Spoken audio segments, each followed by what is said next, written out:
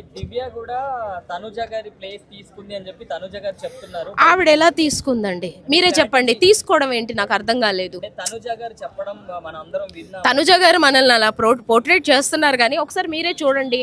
ఆవిడ రావడమే నాకు అగేన్స్ట్ భరణి గారు అని చెప్పింది ఆవిడ దివ్య. ఈయననే నాకు గట్టి పోటీ అని చెప్పింది. అలాంటి ఒక అమ్మాయి భరణి గారితో కనెక్ట్ అయిందంటే మన ఇద్దరు మెంటాలిటీస్ ఒకలాగా ఉంటాయనే దగ్గర భరణి గారు కనెక్ట్ అయ్యారు. అంటే బయట నుంచి చూసుకొని వచ్చి ఎవరి దగ్గర ఉంటే మనం హైలైట్ అప్పుడు అలా అయితే ఏమంటారు డెమోన్ దగ్గరికి వెళ్ళొచ్చు కదా. డెమోన్తోనే కదా రీతు కథ నడిపిస్తూ మరి సస్టైన్ అవుతుంది. డెమోన్కి హైట్ ప్రాబ్లం వస్తుంది కదా దివ్య. అంటే మీరే మొత్తం మాట్లాడేస్తారా? నన్ను మాట్లాడిరా? అక్కడ పాపం అండి అన్నా చెల్లెలు అనుబంధం అది. బిగ్ బ్రదర్ అని చెప్పింది అమ్మాయి అన్నది చాలా చిన్నదిగా ఉంది అక్కడ. బిగ్ బ్రదర్ అనేది మనకి పోర్ట్రే అవ్వలేదు. బట్ వాళ్ళు కనిపించేది మాత్రమే మనకు పోర్ట్రే అయింది. మనం ఇక్కడ కథలు అల్లేసుకుంటున్నాం, కథలు రాసేస్తున్నాం, బయటకు వచ్చాక సినిమాలు తీసేస్తాం. దానివల్ల సొసైటీకి ఏమైనా యూజ్ ఉందా బిగ్ బాస్ వల్ల? సొసైటీకి ఎప్పుడు దేనివల్ల యూజ్ ఉండదండి.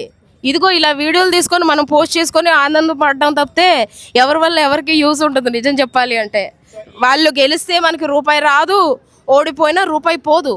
బట్ దాన్ని మనం కంటెంట్గా చేసుకొని బ్యాడ్ నుంచి గుడ్ కావచ్చు, గుడ్ నుంచి బ్యాడ్ కావచ్చు, దాని నుంచి ఒక కంటెంట్ తీసుకొని దాన్ని మనం మేక్ యూస్ చేసుకోవడం అనేది ఒక విధంగా మనకి ప్లస్సే కదా. We're making use of that videos కదా.